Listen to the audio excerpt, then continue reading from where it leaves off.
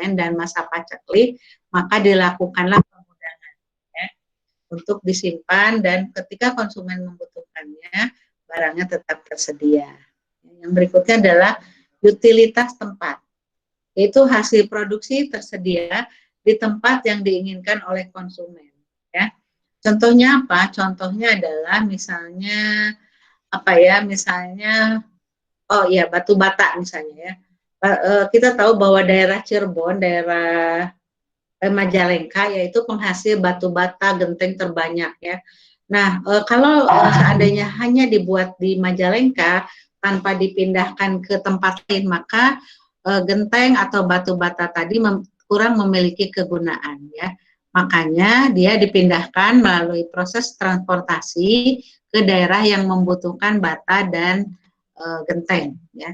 Kemudian utilitas kepemilikan ya, yaitu perpindahan kepemilikan dari produsen atau dari pedagang ke konsumen melalui proses jual beli ya. Nah, kemudian yang berikutnya utilitas bentuk ya, yaitu proses transformasi ya atau hasil perubahan bentuk dari input diproses menjadi output ya, yaitu hasil produksi tersedia karena pengolahan bahan mentah menjadi barang jadi.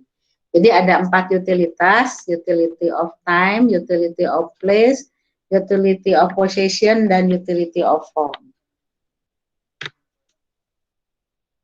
Manajemen operasi usaha adalah pengelolaan operasional usaha bertujuan untuk memastikan bahwa bisnis mampu menghasilkan produk atau memberikan layanan proporsional antara nilai yang diberikan untuk konsumen dan didapatkan oleh usaha. Jadi, kalau kita buat rumus untuk customer value atau nilai bagi pelanggan itu sama dengan adalah customer benefit dibagi dengan customer value ya. Customer benefit dibagi dengan customer cost ya. Customer value itu adalah customer benefit dibagi dengan customer cost ya, di mana benefit itu akan didapatkan oleh konsumen dan cost itu akan menjadi pendapatan bagi pengusaha ya.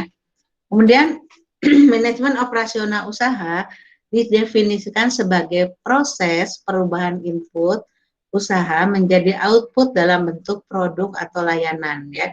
Jadi proses perubahan input menjadi output.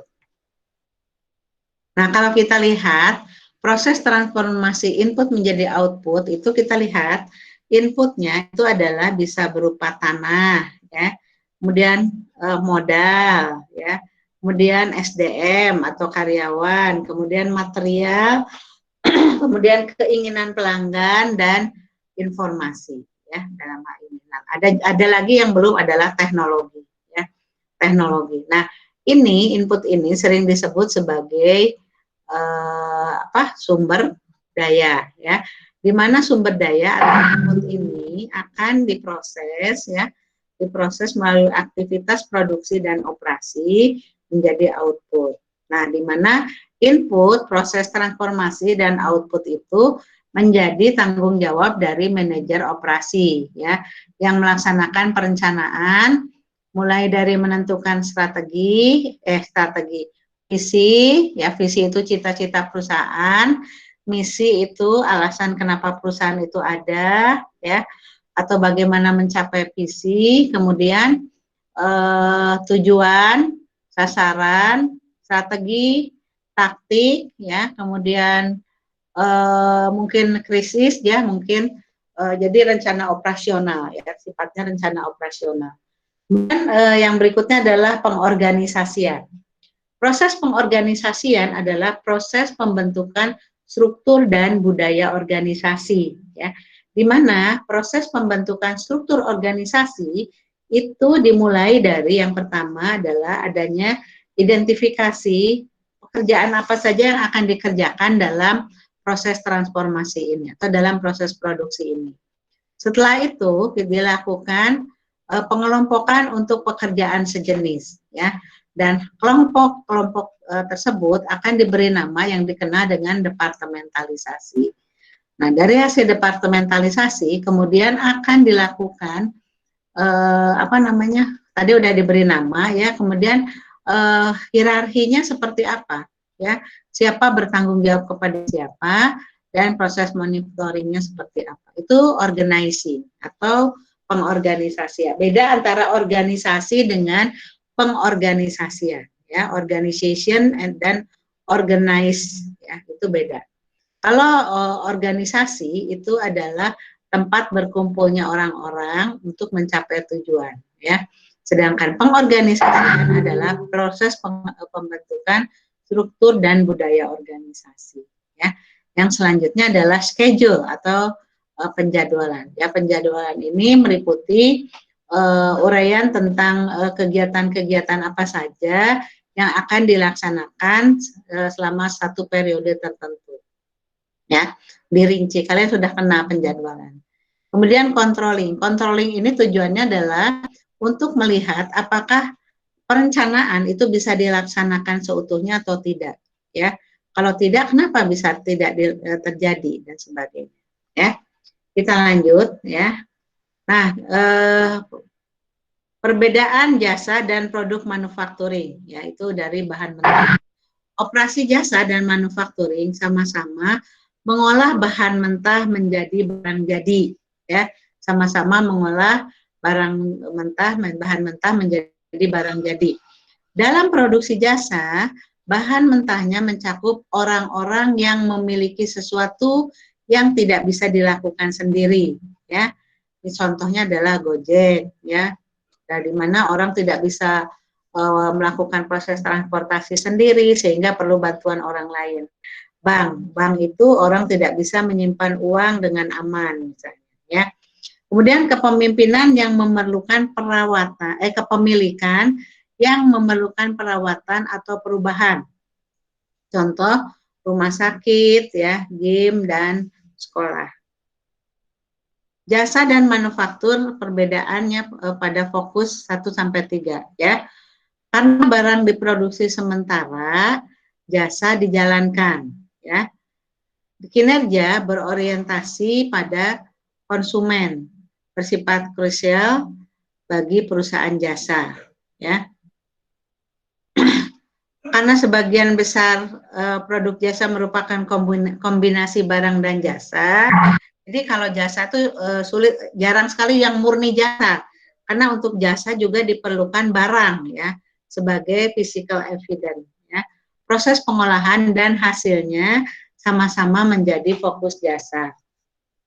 Karakteristik jasa mencerminkan 3 kualitas utama dari produk jasa, yaitu tidak berwujud, ya, atau intangible, kustomisasi atau sesuai dengan permintaan pelanggan, ya, tidak bisa distandarisir, nah, sesuai dengan permintaan pelanggan, dan ketidakmampuan untuk disimpan. Jadi barang itu tidak bisa disimpan. Berikutnya, ya, karena operasi jasa seringkali melibatkan konsumen sebagai bagian dari prosesnya, maka konsumen bisa mempengaruhi proses tersebut secara langsung, ya. Contohnya adalah kalau kalian belanja di mall, ya, kalian belanja di supermarket, itu kan kalian milih sendiri, ngambil sendiri, ya. Jadi kepuasan konsumen itu justru dari hasil pemilihannya sendiri dan tidak diganggu oleh penjualnya, gitu, ya. Nah, demikian juga dengan misalnya kalau kita ke Hanamasa misalnya, rumah makan Jepang, ya, di mana di situ restoran Jepang, kalau kita makan di Hanamasa itu kita ngambil bahan-bahannya dan kita masak sendiri, ya. Bahkan bumbu-bumbunya sudah tersedia dan kita bisa masak sendiri, ya. Kemudian penyedia jasa memahami bahwa kualitas kerja dan kualitas jasa tidak selalu sama artinya. Misalnya untuk mobil, perbaikan yang tepat di bengkel adalah kualitas kerja. Sedangkan pengembalian yang cepat ke tangan konsumen adalah kualitas jasa. Ya, jadi kalau perbaikan yang tepat, ya, misalnya memang yang rusaknya itu rem, ya, maka yang diperbaiki adalah remnya, ya, itu adalah kualitas kerja. Jangan yang rusak rem yang diperbaiki misalnya yang lain, ya, itu berarti nggak tepat, ya, dan nggak akan jadi benar gitu, ya. Kalau misalnya kualitas jasa itu cepat nggak nyampe ke konsumen, ya. Nah, kita lihat dengan perencanaan operasi itu meliputi dari perencanaan kapasitas, ya, perencanaan lokasi, perencanaan tata letak atau layout, perencanaan kualitas, dan perencanaan metode. Ya. Nah, perencanaan kapasitas untuk barang berarti memastikan bahwa kapasitas agak melebihi permintaan normal, ya. Nah, jadi maksudnya di sini mungkin kalian bingung ya bahwa dalam perencanaan kapasitas kita harus tahu ya kira-kira berapa sih kapasitas yang dibutuhkan untuk satu periode tertentu misalnya ya. Misalnya gini, kalau kita tahu bahwa bangunan dipakai itu selama 100%, itu misalnya 24 jam pemakaian 100%. Kita harus ingat bahwa eh, untuk bangunan kita tidak bisa menggunakan 100%, tetapi kita harus maksimal bangunan itu hanya bisa digunakan sampai dengan 81% dan sisanya 19% itu digunakan untuk pemeliharaan. Jadi nggak bisa ya digunakan secara maksimal ya. Kemudian pada jasa kontak rendah itu artinya jasa yang tidak begitu memerlukan kontak langsung dengan pelanggan ya. Menjaga inventory memungkinkan para manajer untuk menetapkan kapasitas di tingkat permintaan rata-rata. Jadi bisa ya karena kita nggak langsung berhubungan dengan pelanggan, produknya bisa distandarisir dan bisa disimpan di gudang gitu ya. Kemudian pada proses kontak tinggi, yaitu yang banyak melibatkan pelanggan, para manajer merencanakan kapasitas agar memenuhi permintaan puncak. Ya, misalnya permintaan puncak itu kalau untuk jasa kan yang kontak tinggi ya, itu misalnya terjadi di hari weekend ya, permintaan itu akan melonjak ya. Nah, si perusahaan itu kapasitasnya itu adalah kapasitas untuk memenuhi permintaan puncak. Jadi kalau pas sepi kosong misalnya ya. Sehingga kita tahu bahwa kalau kereta api misalnya ya permintaan paling banyak biasanya ada di misalnya hari-hari tertentu itu ada di kelas ekonomi misalnya. Ada juga di kelas bisnis ya, kebanyakan di kelas bisnis dan sedikit juga yang di eksekutif ya, sehingga kalau dulu ya kelas eksekutif itu berangkat sendiri, kelas bisnis berangkat sendiri, kelas ekonomi berangkat sendiri ya. Tapi sekarang dengan hasil survei yang telah dilakukan, satu kereta api, satu pemberangkatan kereta api itu terdiri dari beberapa gerbong ya.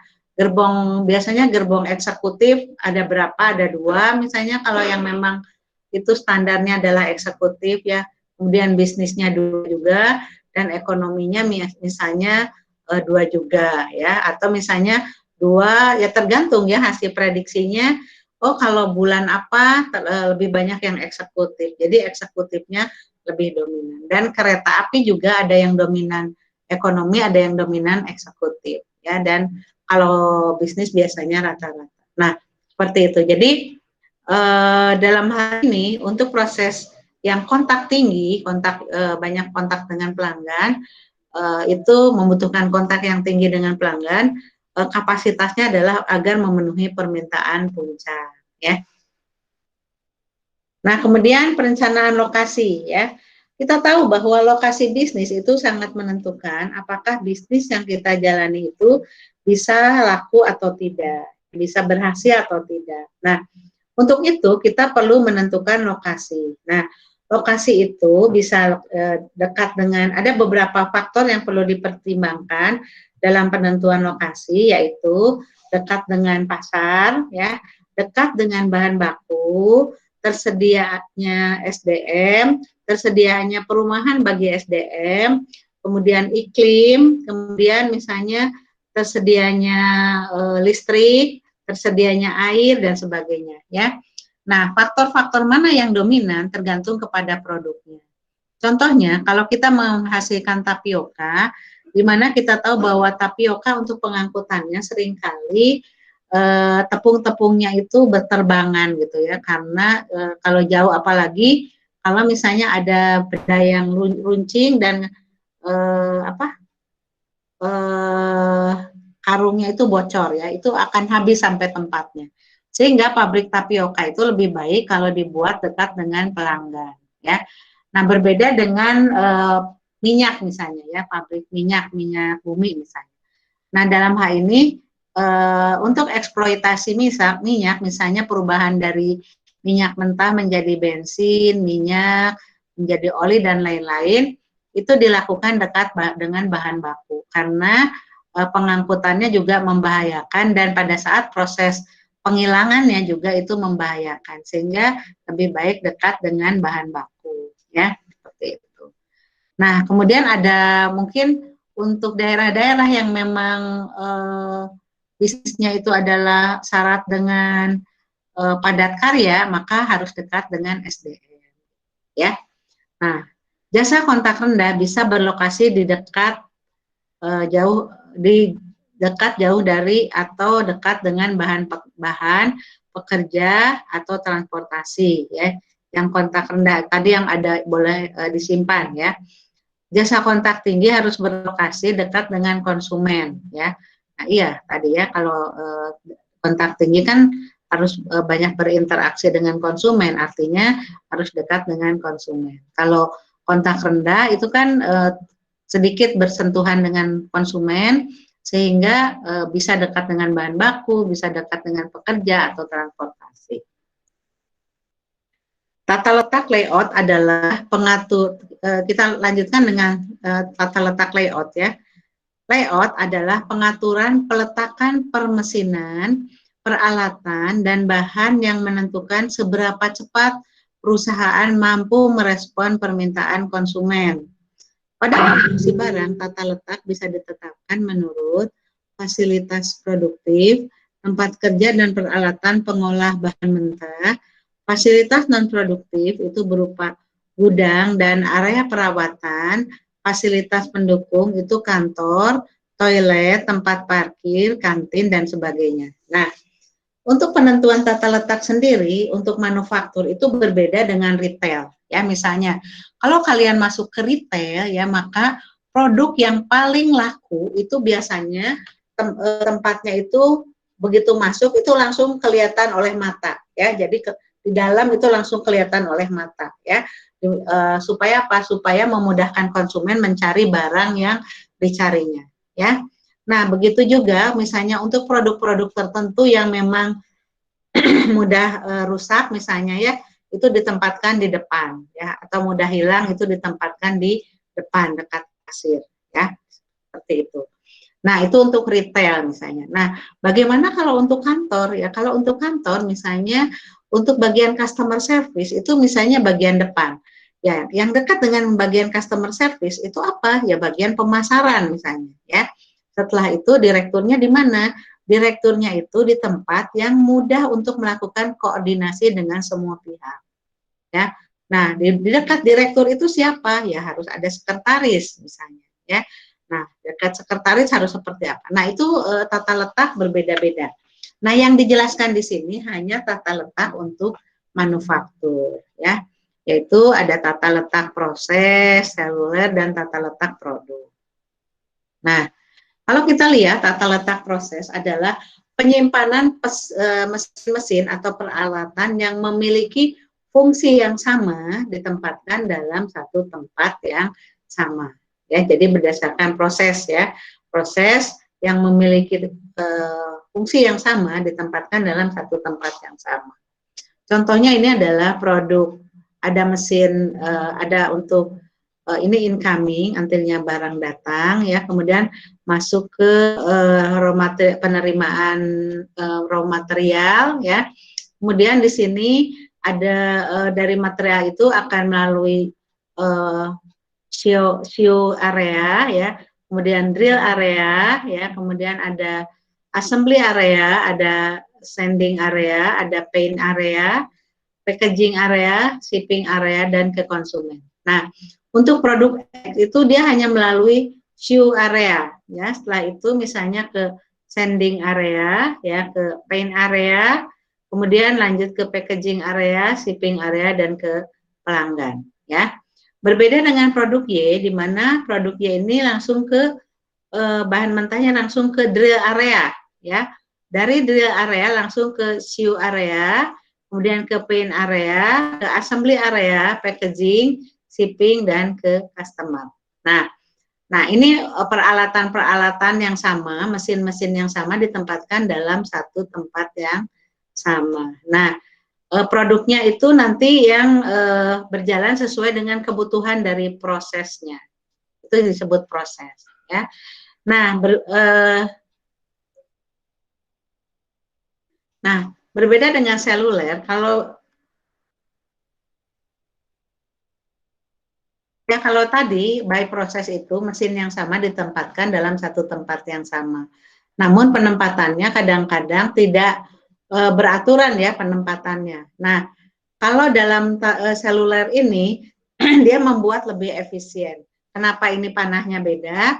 Karena dalam hal ini tadi hanya menjelaskan bahwa penempatan yang mesin yang sama dalam satu tempat yang sama, namun dalam penempatan mesin-mesinnya itu ditempatkan berdasarkan urutan yang sering dipakai, artinya urutan untuk proses dari produk yang sering dipesan oleh pelanggan, karena biasanya ini berdasarkan pesanan, ya. Misalnya di sini yang sering dipesan adalah produk X dan produk Y, maka penempatannya itu ini hampir selalu ada pesanan.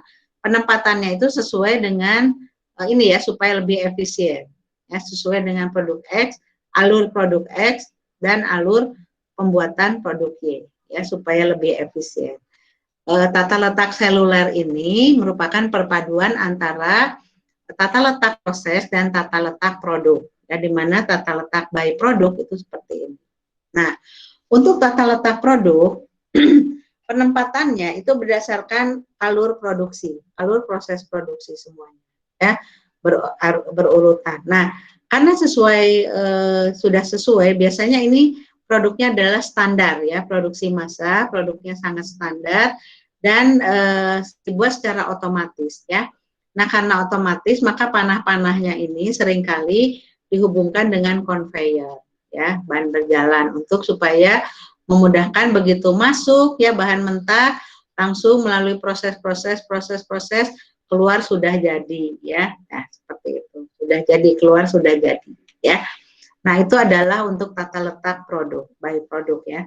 Dan ada lagi by fixed position sebenarnya. Kalau by fixed position itu layoutnya yang tetap, ya. Jadi artinya misalnya kalau pembangunan galangan kapal atau pembangunan jembatan, maka mesin dan peralatan itu didatangkan langsung ke lokasi pembangunan jembatan. Jembatannya pindah, maka mesinnya juga dibawa lagi ke tempat jembatan yang akan dibangun. Itu yang by fixed position atau pembangunan rumah, ya. Nah, kemudian yang berikutnya adalah perencanaan kualitas, ya.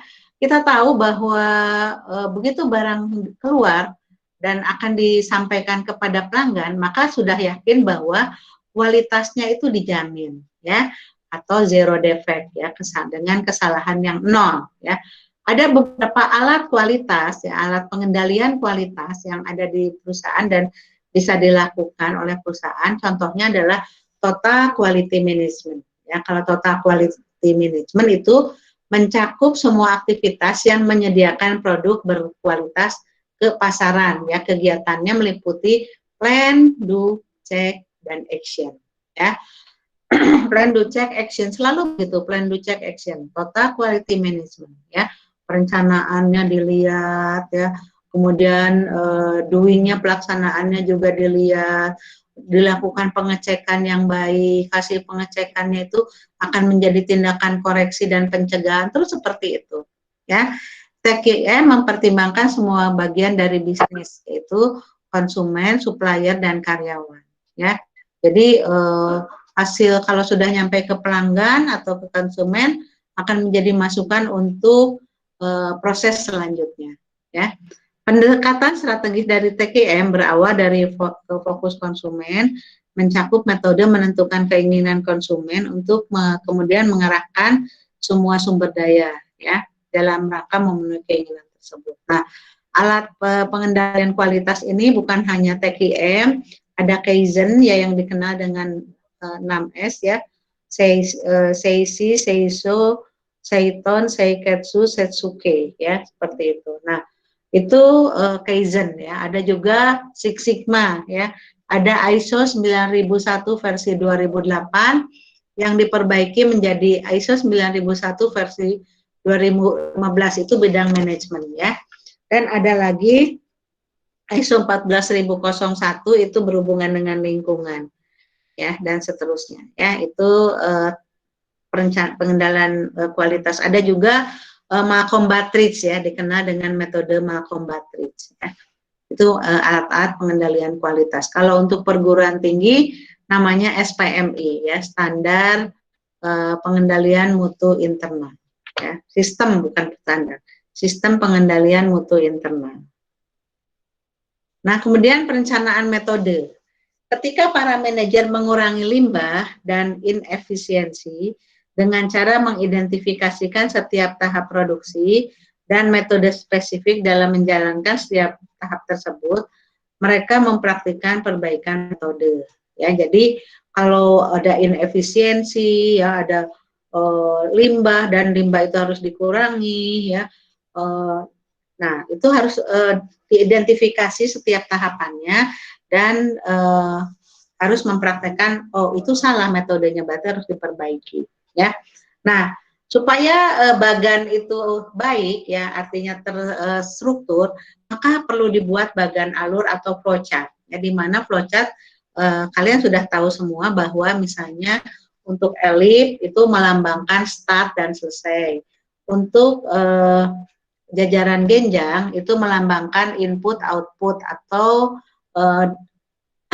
trapesium itu melambangkan input output ya. Kemudian untuk belah ketupat itu belah ketupat atau wajit itu melambangkan pengambilan keputusan, 4 persegi panjang itu melambangkan proses ya. Nah, itu adalah untuk pembuatan flowchart ya. Kemudian analisis alur jasa ya, membantu para manajer menetapkan proses yang diperlukan dalam jasa. Analisis ini juga membantu mengisolasi potensi masalah ya, yang disebut dengan titik gagal atau fail point. Nah, penjadwalan ya. Setelah rencana mengidentifikasikan sumber daya yang diperlukan, para manajer perlu mengembangkan tabel waktu dalam mengumpulkan sumber daya ya. Aspek operasi ini disebut dengan penjadwalan. Saya nggak perlu jelaskan lagi, kalian sudah kenal dengan sangat familiar ya istilah penjadwalan. Pada produksi barang, MPS atau Master Production Schedule menyajikan produk yang dihasilkan, waktu produksinya, misalnya ya, tanggal berapa itu harus jadi produk apa ya, kapan jadinya, jam berapa. Selanjutnya akan masuk ke proses berapa ya, sumber daya yang diperlukan apa saja, dan seterusnya ya. Nah, para manajer menjadwalkan produk spesial dengan bantuan bagan Gantt chart ya, Gantt chart yang kalian sering lihat, atau bagan PET. PET itu Project Evaluation and Review Technique, atau ada juga yang menjelaskan dengan istilahnya Critical PET ya, Critical PET Method ya. Nah, saya nggak akan jelaskan secara detail di sini karena waktunya nggak cukup. Di mana metode PET ini merupakan cara untuk menentukan perencanaan jaringan kerja. Di situ akan terlihat urutan dari setiap pekerjaan dan waktunya, sehingga nanti akan tahu pekerjaan mana yang harus diselesaikan secara bersamaan, pekerjaan mana yang kritis sehingga perlu pengawasan dengan ketat, dan waktu penyelesaiannya berapa. Ya. Nah, kemudian kendali operasi. Setelah jadwal disusun, kendali operasi mewajibkan para manajer untuk memonitor kinerja ya. Nah, jadi kinerja itu harus selalu dimonitor, jangan setelah di ujung, tapi per periode ya, bisa misalnya per minggu, bisa per bulan, bisa per triwulan ya. Pokoknya selalu dilihat ya, jangan sampai sudah rusak baru ketahuan. Jika standar jadwal atau kualitas tidak terpenuhi, para manajer mengambil tindakan pengoreksian ya. follow up, mengecek pengimplementasian keputusan adalah aspek utama dari kendali operasi. Ya, kemudian manajemen material ya. Nah, kita juga perlu melakukan manajemen terhadap material. Manajemen material bisa berfokus pada desain produk dengan cara menekankan standarisasi penggunaan komponen standar dan seragam. Ya, proses operasi itu perlu dilakukan continuous improvement ya, dengan cara pelatihan pekerja ya, kemudian lean system atau membuat sistem yang ramping ya, yang ramping tidak berbelit-belit tetapi ramping ya, disesuaikan dengan alur produksi. Kemudian MRP atau Material Requirement Planning dalam hal ini adalah perencanaan material untuk produk yang untuk material yang sifatnya dependen. Misalnya gini, misalnya kalau kita memproduksi mobil, maka elemen-elemen dari mobil itu terdiri dari misalnya kap, kemudian ada mesin, ada rem, ada jok, ada pintu, ya, kemudian ada jendela dan sebagainya, ada kaca, ya. Nah, setelah dijabarkan setiap elemen-elemen yang ada tadi, ya, kemudian ditentukan mana yang harus selesai duluan, ya. Nah, berapa lama waktunya, berapa persediaannya, pesannya berapa lama, ya, waktu tunggunya berapa lama dan sebagainya, ya. Nah, nanti akan ada bill of material, catatan untuk setiap material, ya.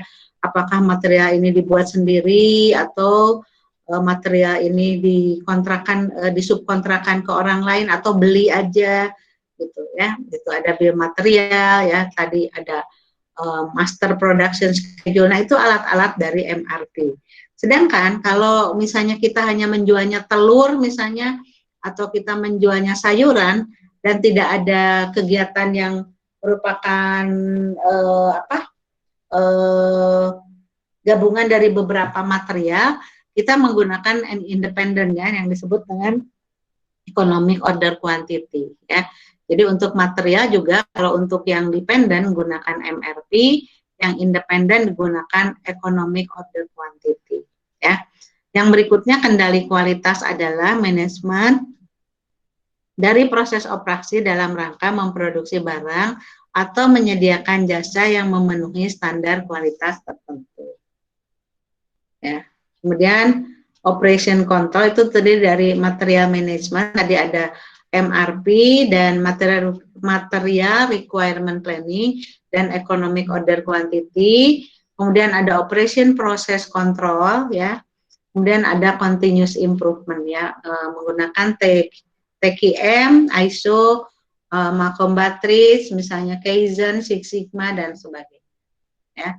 Nah, kemudian 4 strategi dalam meningkatkan produktivitas dan kualitas. Yang pertama, berinvestasi untuk inovasi dan teknologi, terutama aplikasi teknologi internet dan komunikasi. Yang kedua, mengadopsi perspektif jangka panjang dengan komitmen pada perbaikan kontinu.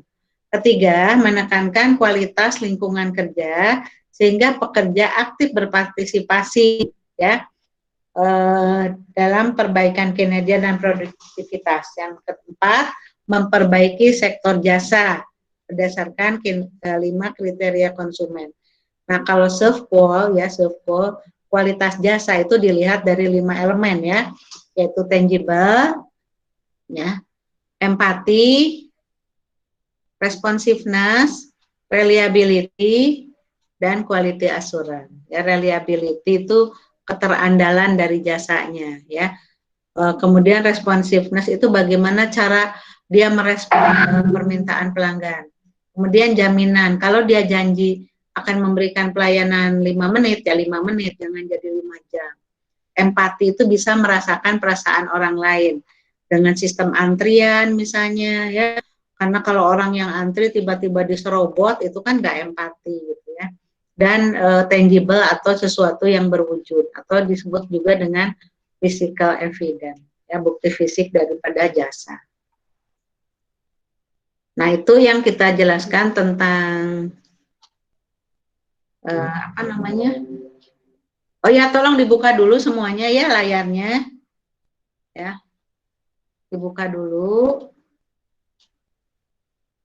Ya, buka dulu. Oke, minta tolong dipoto siapa yang bagian moto screenshot atau ya. Dibuka semuanya ya. Gening tara rundu pas dibuka teh. Tuh. Pada ngantuk, yang nggak ngantuk jarang. Febrian Naswa kunaon ditutup. Tunduh. Pakai kerudung dulu. Oh, tadi kerudung. Ya, tuh kayak saya tuh seger meskipun bangun jam 2. Ya. Tiap malam saya bangun jam 2 ya. Tidurnya jam 11. Ya. Tapi jangan niru deh, rusak badannya kalau gitu terus. Oke, siapa yang mau bantu saya? Screenshot.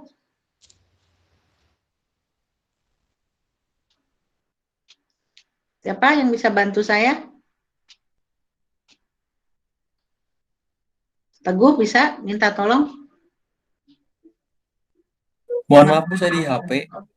Oh, siapa tuh yang bisa? Kayaknya Rania yang nggak di HP ya. Rania bisa minta tolong? Bisa Bu, sebentar ya Bu. Ya, siap. Ya, dihitung dulu Rania, nanti tiba-tiba lagi calangap. Atau lagi merem tuh. Ini siapa yang merem teh? Ferel kayak ngantuk pisan, Ferel? Enggak Bu, emang gitu matanya Bu. Oh, matanya emang gitu. 1, 2, 3. Nah, udah ya. Nanti tolong dikirim dalam bentuk itu ya. Apa? Dalam bentuk PDF ya. Atur nuhun. Kita masih ada satu topik lagi.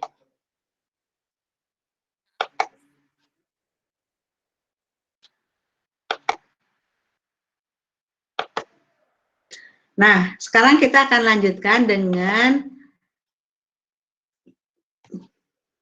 perencanaan, manajemen, dan organisasi.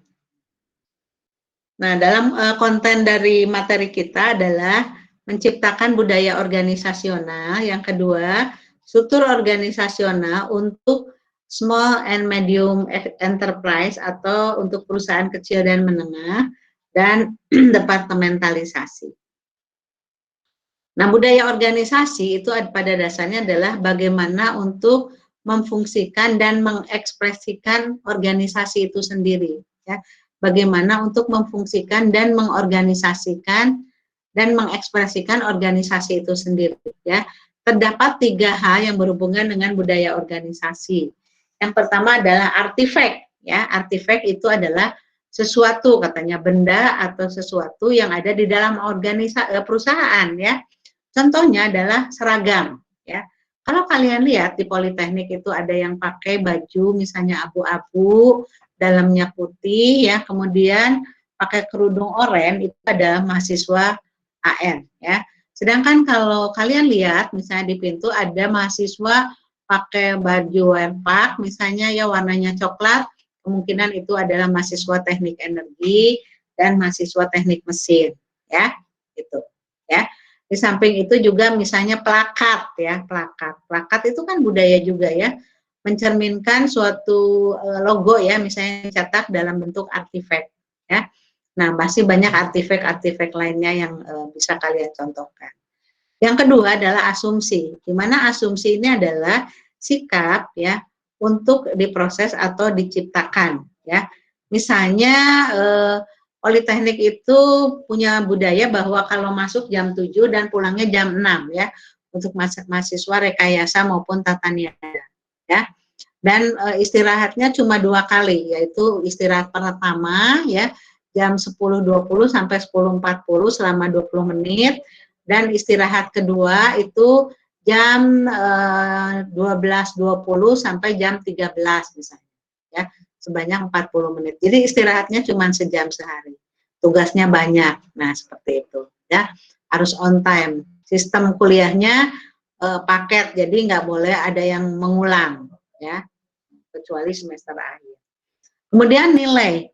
Nilai itu adalah apa yang dilakukan oleh perusahaan ya, mengekspresikan visi dan misi ya. Contohnya kalau kita ada di Polban, maka visinya adalah misinya adalah melaksanakan Tridharma perguruan tinggi. Jadi kalau kalian kuliah dari jam 7 sampai sore, kalian itu melaksanakan pendidikan iya, pengabdian juga iya, penelitian juga iya. Ya, apalagi kalau di akhir penelitian tuh di akhir ya. Nah, kemudian sesuatu yang harus dilakukan oleh perusahaan sebelum melakukan rekrutmen atau penarikan tenaga kerja. Yang pertama adalah desain pekerjaan. Ya. Desain pekerjaan itu maksudnya adalah kombinasi antara penempatan orang-orang dan teknologi serta peralatan yang dibutuhkan. Ya, contoh kalau kita misalnya paling gampang sekretaris misalnya, ya. Kalau sekretaris, maka dia pekerjaannya adalah melayani tamu, ya, kemudian membuat agenda pimpinan, melayani pimpinan. Ini sekretaris pribadi, bukan sekretaris perusahaan, ya. Nah, maka penempatan, maka peralatan yang dibutuhkan adalah komputer, bisa PC atau laptop, ya. Kemudian ada filing kabinet, misalnya ada telepon, ada buku catatan dan lain-lain. Ada ada tempat arsip. Nah, sehingga karena dia duduknya lama, maka kursinya harus ergonomi yang harus bisa muter. Kenapa harus bisa muter? Karena arsip-arsipnya itu disimpan di belakang, sehingga kalau pas membutuhkan itu nggak miring gini, tapi yang berputar adalah kursinya. Sedangkan telepon itu disimpan di kiri, ya, supaya pada saat ada telepon itu diangkat pakai tangan kiri, ya, yang kanan sambil mencatat atau sambil mengetik. Nah, itu yang disebut dengan desain pekerjaan. Demikian juga dengan misalnya untuk bagian engineer ya dari misalnya teknik energi, ya, penempatan mesin, peralatan ya, dan penempatan orang itu harus tertentu, ya. Demikian juga dengan departementalisasi atau pengelompokan orang-orang atau pengelompokan pekerjaan-pekerjaan yang memiliki fungsi yang sama ya, sama itu departementalisasi. Ada span of management atau rentang kendali. Rentang kendali adalah berapa orang karyawan yang bisa dikendalikan oleh seorang pimpinan. Semakin dia mau dan semakin dia mampu untuk bekerja, tentu saja rentang kendalinya menjadi rendah, ya, menjadi tinggi, bukan rendah menjadi tinggi. Artinya seorang pemimpin dia bisa memimpin lebih dari 10 orang karyawan karena memang karyawannya mau dan mampu bekerja, ya. Kemudian ada delegasi bagi karyawan yang mau dan mampu, itu bisa pekerjaannya bisa didelegasikan, ya, dan rantai komando, ya. Manajemen proses itu ada perencanaan. Perencanaan itu terdiri dari visi, misi, strategi, taktik, rencana operasional, rencana sesaat ya saat itu atau kontingensi, rencana pada saat terjadi krisis ya, pengorganisasian tadi sudah dijelaskan, pengarahan dengan kepemimpinan tertentu dan controlling atau membandingkan antara apa yang sudah dilakukan dengan rencana. Nah, kalau proses kontrol itu yang pertama penentuan standar, kemudian pengukuran kinerja, ya. Apakah kinerja sesuai dengan standar? Kalau iya, maka aktivitas itu dilakukan lagi di masa depan. Jika tidak, maka harus ada penyesuaian terhadap kinerja atau standar. Apakah kinerjanya terlalu rendah atau standarnya yang terlalu tinggi? Nah, hierarki dari orang-orang yang tercakup dalam bisnis itu digambarkan dalam bentuk chart ya, dalam bentuk bagan. Ya, dalam suatu partnership atau multi member yang menunjukkan siapa Chief Executive Officer atau pemimpin tertinggi, Chief Functional Officer atau pemimpin fungsi-fungsi, direktur marketing dan peran lain ya. Struktur organisasi yang memungkinkan beberapa bagian perusahaan saling berinteraksi untuk memusatkan perhatian pada proyek tertentu atau yang disebut dengan matrik ya, organisasi matrik. Nah, tingkatan manajemen itu ada top manager, middle manager, dan first line manager. Nah, area manajemen itu terdiri dari ada SDM, ada marketing, ada finansial atau keuangan, ada operasi, ada informasi, dan lainnya. Nah, departementalisasi mengikuti salah satu dari 5 bentuk ya. Berdasarkan pelanggan, misalnya contohnya adalah PT Pindad ya, di mana PT Pindad itu ada 2 yang dihasilkan, yaitu selongsong peluru dan mesin-mesin. Selongsong peluru itu hanya bisa dibeli oleh militer yaitu TNI dan Polri ya, sedangkan mesin-mesin bisa dibeli oleh swasta, militer dan perorangan ya. Nah, jadi strukturnya berdasarkan pelanggan. Kemudian departementalisasi berdasarkan produk misalnya adalah departemen store ya, departemen store. Ada departemen pakaian anak-anak, pakaian laki-laki, pakaian perempuan, sepatu, pakaian olahraga dan sebagainya. Kalau departementalisasi berdasarkan proses, misalnya adalah tekstil, perusahaan tekstil. Proses misalnya desain, kemudian proses pencetakan, pewarnaan, pencucian, pengeringan misalnya ya. Kalau berdasarkan geografis misalnya bank ya, cabang Bandung, cabang Jakarta, Sukabumi dan lain-lain ya. Kalau berdasarkan fungsi misalnya keuangan, pemasaran, SDM ya, kemudian operasi ya.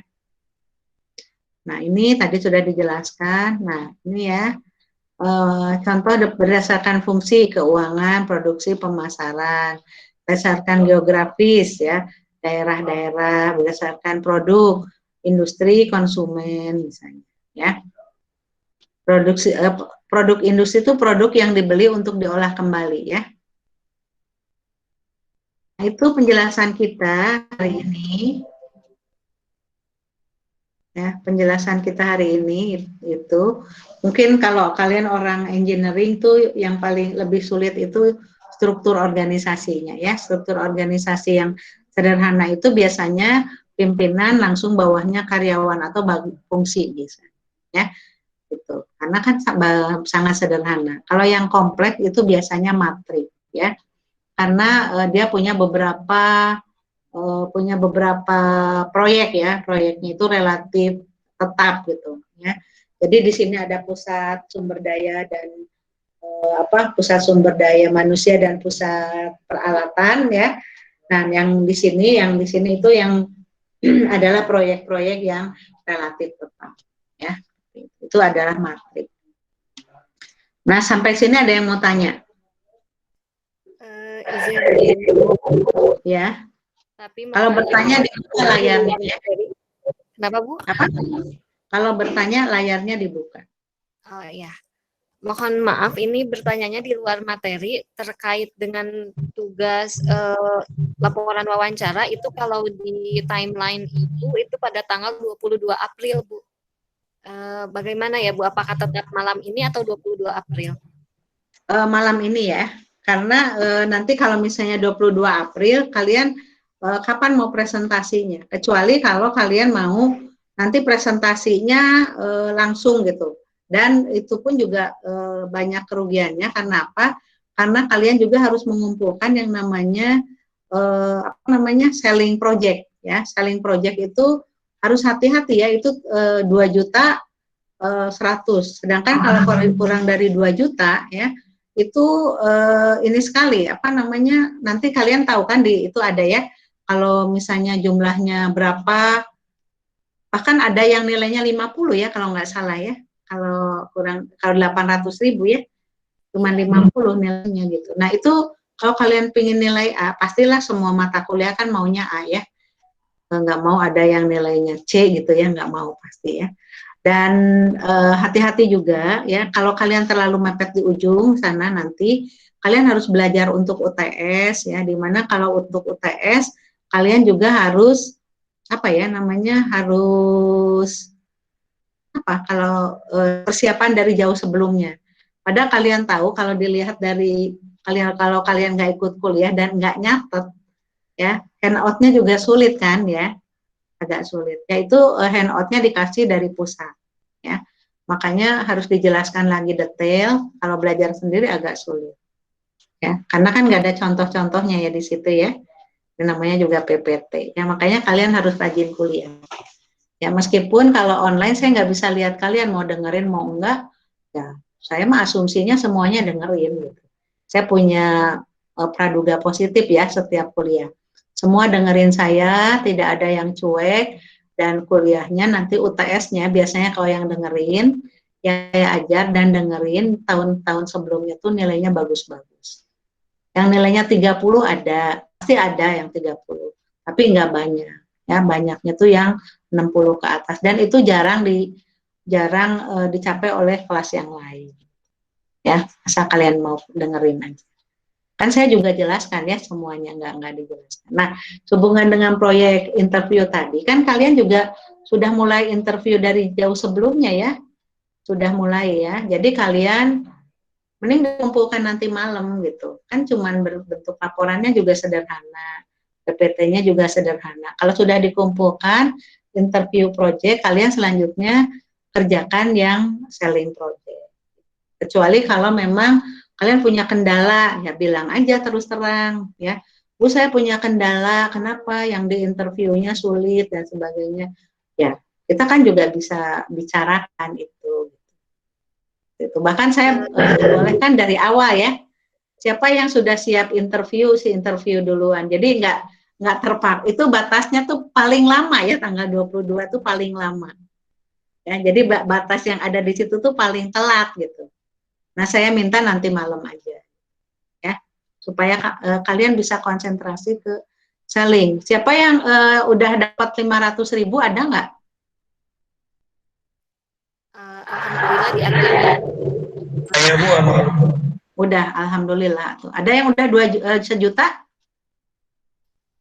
1 juta ada? Belum? Nah, hati-hati ya, sekarang bulan puasa apalagi ya. Nah, itu per orang ya. Ada ya, alhamdulillah. Targetnya itu 1 orang 2 juta ya, bukan 1 grup, 1 orang 2 juta ya per orang. Nah, jadi saya sih berharap semuanya dapat A, dan saya tuh nggak ragu-ragu kalau memang nilai kalian A saya kasih A ya, dan nggak ragu-ragu kalau nilai kalian C saya kasih C gitu ya. Nah itu karena biasanya jatuhnya dari UTS ya. Bisnis plan juga kalau dikumpulkannya jauh sebelum waktunya biasanya masih ada perbaikan, tapi kalau terlalu mepet ya udah apa adanya itu gitu ya, pada saya koreksi lagi perbaikan. Dan selling project nggak dipresentasikan, yang dipresentasikan hanya wawancara dan bisnis plan. Bisnis plan pengganti UAS, ya. Jadi masih rada santai ya karena UASnya nggak ada. Tapi kalau selling project itu ada UTS, ya. Jadi harus hati-hati. Oke, ada lagi? Terima kasih ya. Kalau ada masalah boleh bilang ke saya ya. Bu, saya belum beres, boleh ya. Bukan Mohon maaf. Ya. Saya ingin mengkonfirmasi untuk yang kelompok saya, Elisa dan juga Tanti itu, untuk narasumber yang pertama itu apa ya? Tidak ada balasan. Jadi mencari untuk narasumber yang kedua. Untuk narasumber yang kedua tuh ternyata waktu itu tuh apa ya, pelaksanaan wawancaranya itu mendadak. Jadi dari kaminya itu di cancel Bu. Jadi kami mencari narasumber yang ketiga. Nah untuk narasumber yang ketiga ini tuh karena si pemilik usahanya itu merupakan apa ya, perusahaan kue Ibu yang mungkin bulan puasa sekarang lagi sibuk promosi buat apa namanya, buat kue lebaran ataupun kue di bulan puasa Bu. Jadi dari narasumber yang ketiga tuh sudah sering beberapa kali mengundur wawancara Ibu. Jadi dari kelompok kami itu baru melaksanakan wawancara pada hari Selasa. Jadi untuk mengumpulkan hari ini dari kelompok kami keberatan Ibu, kemungkinan untuk mengumpulkannya itu di minggu depan Ibu. Makanya baru wawancaranya kemarin hari Selasa. Oke. Itu kan ada masalah ya, masalah, yang penting sudah usaha ya. Tapi sebelum tanggal 22 harus sudah ya. Baik, yang lainnya lagi ada yang bermasalah? Karena kalau nggak dikejar-kejar nanti nggak beres-beres. Yang lain kan banyak kerjaannya numpuk ya. kerjaannya tuh banyak banget gitu ya. Jadi kalian harus dari awal. Bahkan saya berharap tadinya tuh dari minggu kedua, ketiga tuh udah pada presentasi. Ternyata belum ya. Ada lagi yang bermasalah, cuma satu kelompok. Kelompok saya juga, Bu. Raidita, Fani, sama Nizar. Kenapa? Kenapa masalah? Jadi masalahnya hampir sama kayak masalahnya hampir sama kayak Egi. Jadi narasumbernya itu waktu yang awal nggak ada balasan, terus yang kedua tuh asalnya bakal wawancara waktu awal April, tapi ternyata yang diwawancaranya kelupaan, Bu. Jadi baru sempat kemarin wawancaranya. Jadi kalau untuk kan hari ini kurang berat. Nanti minggu depan ya. Oke. 2 kelompok. Siapa lagi? Terima kasih, Bu. Iya. Siapa lagi? Enggak ya? Yang lainnya bisa malam ini ya. Supaya tenang ya. Kan kalau wawancara itu kan cuman apa yang ditanyakan, terus jawabannya dipresentasikan, cuman gitu aja ya. Buat PPT-nya yang menarik ya. Kayak gitu aja. Jadi kalau yang bermasalah, karena bukan keinginan kalian juga kan kalau bermasalah ya, masih boleh minggu depan. Tapi yang sudah, itu nanti malam ya, dan kalian mulai presentasi minggu depan ya. Yang mengumpulkan minggu depan ya, nanti boleh ikut diundi ya, untuk presentasi pertama atau kedua juga bisa ya. Karena berarti kan asumsinya udah jadi minggu depan. Jadi kalau waktu presentasinya sama, tidak berubah. Mungkin dalam satu kali itu bisa beberapa kelompok ya. Usahakan bisa setengahnya satu kali pertemuan, setengah kelas maksudnya ya. Minimal setengah kelas. Jadi 2 kali pertemuan beres. Karena topiknya juga masih banyak. Kecuali kalau kalian Bu nggak jelasin, belajar sendiri nggak apa-apa, dengan senang hati ya, nggak apa-apa. Kalau memang nggak usah dijelaskan juga nggak apa-apa. Oke, ada lagi yang mau ditanyakan? Izin bertanya, Bu. Boleh. Kalau untuk malam ini laporannya saja atau sama PPT-nya ya, Bu? Laporannya aja dulu. PPT-nya mana nanti nggak apa-apa. Iya, Bu. Ya. Terima kasih, Bu. Ya, sama-sama. Saya juga ingin tahu ya seberapa yang sudah selesai, seberapa yang belum. Ada lagi? Nggak ada. Oke, kalau nggak ada, jangan lupa selling project-nya ya, target 2 juta. 2 juta tuh omset bukan profit ya. Bagi yang senang bisnis mah itu suatu kesempatan karena bisa dapat untung juga dari situ ya. Kalian bisa berwirausaha, nanti minta modal ke Poban ya. Dan tapi kalau yang nggak senang mah kecuali ya, jadi beban pisan gitu ya. Baik, kiranya cukup sekian dulu kuliah kita hari ini. Terima kasih atas perhatiannya. Tolong dikirim ya nanti ya Rania ya, Rania dalam bentuk PDF. Terima kasih atas bantuannya ya. Assalamualaikum warahmatullahi wabarakatuh. Waalaikumsalam warahmatullahi wabarakatuh. Terima kasih, Bu. Jangan lupa yang belum ngisi absen diisi dulu ya, ya sama-sama.